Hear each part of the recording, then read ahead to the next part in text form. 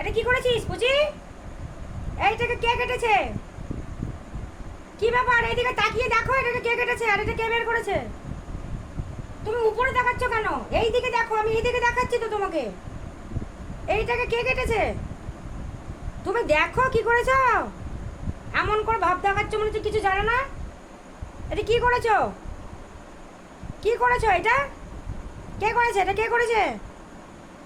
তুমি করেছো না? দিয়ে তাকাতে পারছো না এইদিকে? এইদিকে তাকাবার প্রয়োজনই নেই না? এটা কে করেছে? এটা এইটা কেটে কে করেছে এইরকম?